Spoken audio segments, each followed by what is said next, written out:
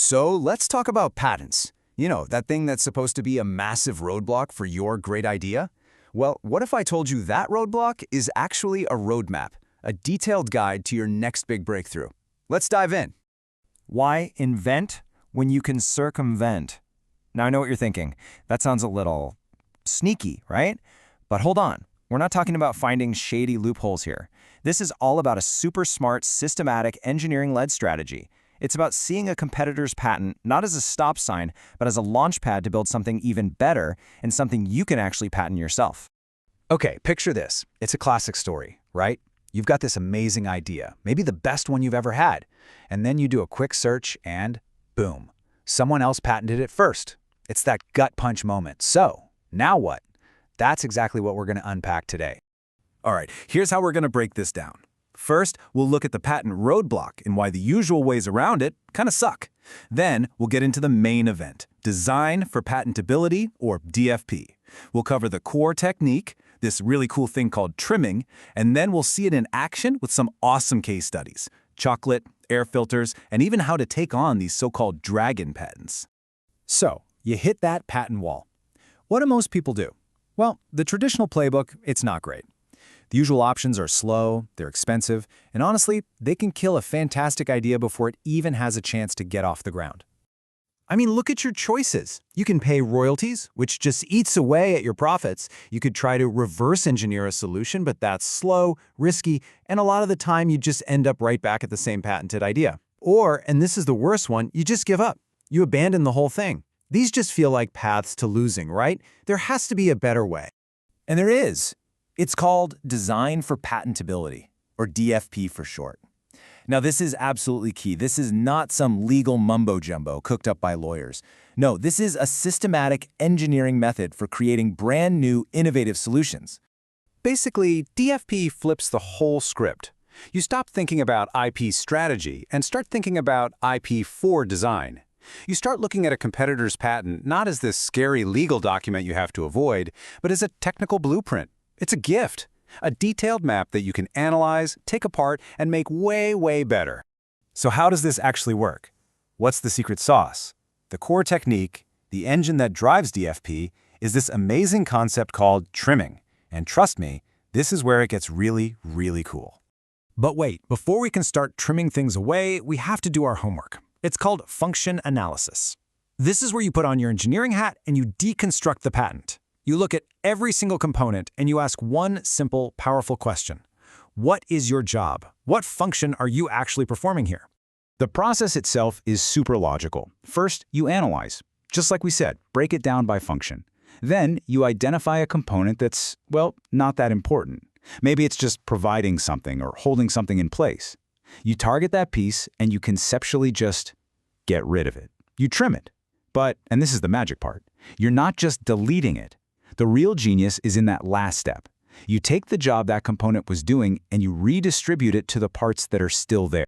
Okay, enough theory, let's make this real. We're going to see how this works in practice. And our first stop is, surprisingly, the world of chocolate.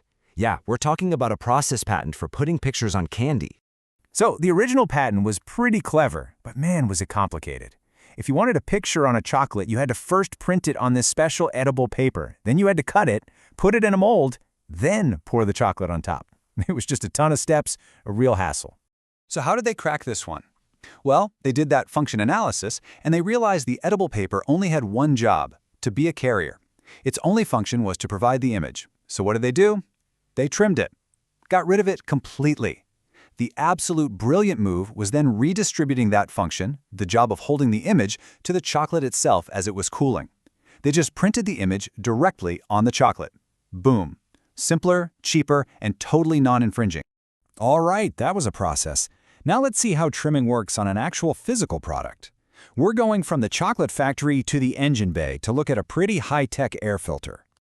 Okay, so the challenge here was a classic engineering headache. You've got a sensitive sensor that needs super smooth, what they call laminar airflow to get a good reading.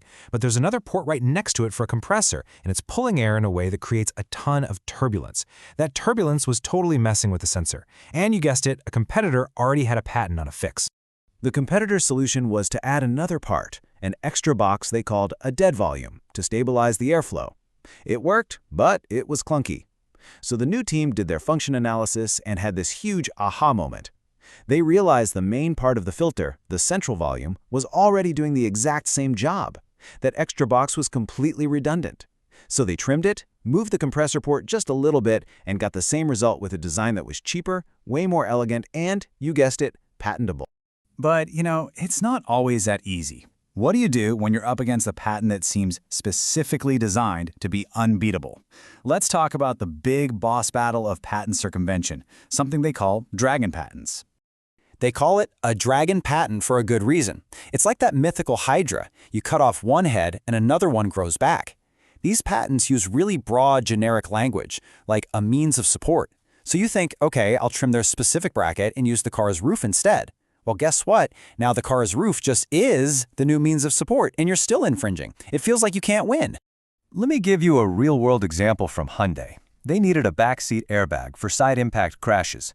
A competitor had the patent, and yep, it used that vague means of support language. The engineering team's first idea was simple, just use the roof of the car for support. But their own lawyers shot it down, saying, nope, that's still infringement. A classic dragon patent trap. And here's where they got really clever. They had a breakthrough. They realized if you can't get rid of the component that does the job, maybe you can get rid of the job itself. Instead of asking, how can we support this airbag differently, they asked a better question. What if the airbag didn't need any support at all?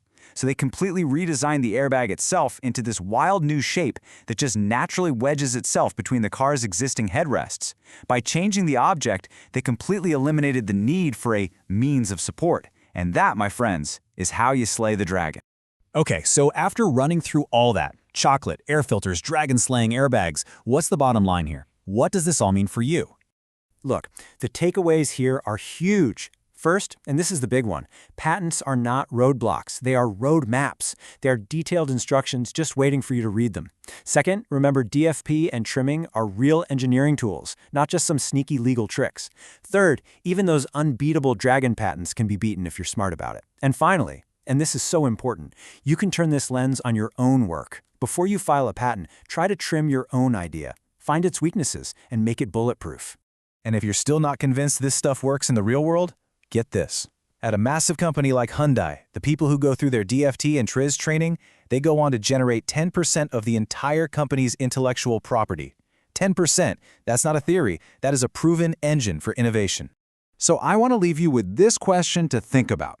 Is your next big breakthrough hiding in plain sight, locked away inside a competitor's patent? Because the next time you see one, I hope you don't see a barrier anymore. I hope you see a blueprint, just waiting for you to get to work.